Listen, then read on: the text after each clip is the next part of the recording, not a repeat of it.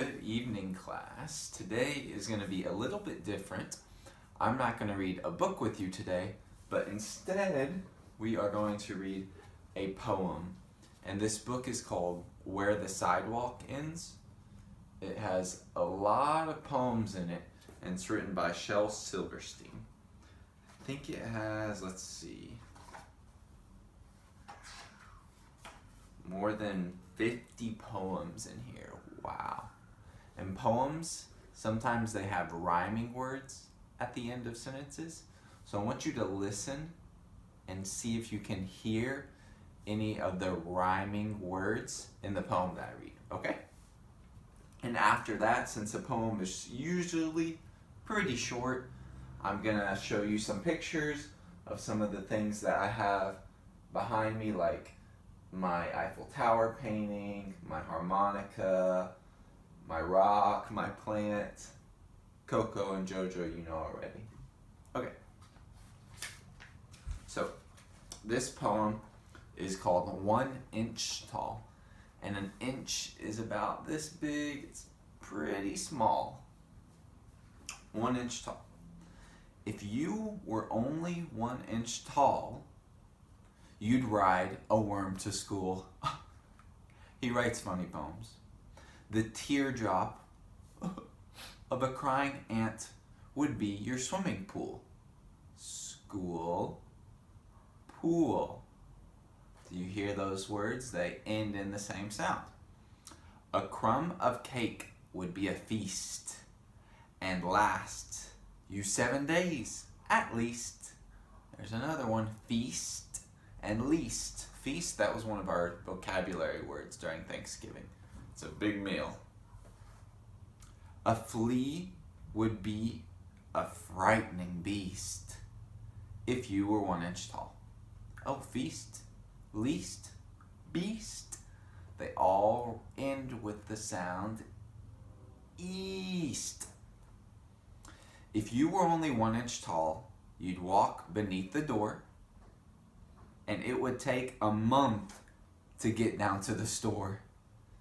A bit of fluff would be your bed. You'd swing upon a spider's thread and wear a thimble on your head if you were 1 inch tall. Let's see if Mr. Nelson can find those rhyming words. I think does door and bed. Door and bed, those two words rhyme, right? Wait. Oh no, I'm crazy. What am I thinking? Door and store? Oh, those words rhyme. What about bed and head? Yeah, those words rhyme too. They have the same ending sound. You'd surf across the kitchen sink upon a stick of gum. You couldn't hug your mama. You just have to hug her thumb. Gum, thumb.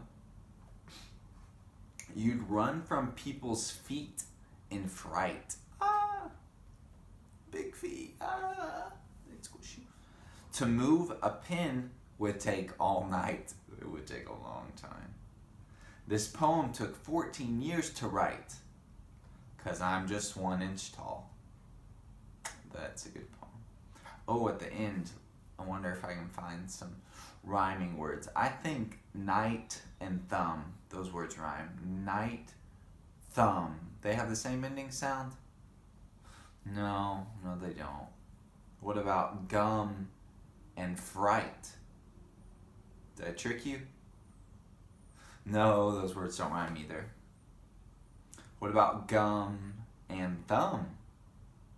Yes, those words rhyme. What about fright and night and right? If you listen, at the very end of those words you hear, it's the same sound. So all those words do rhyme.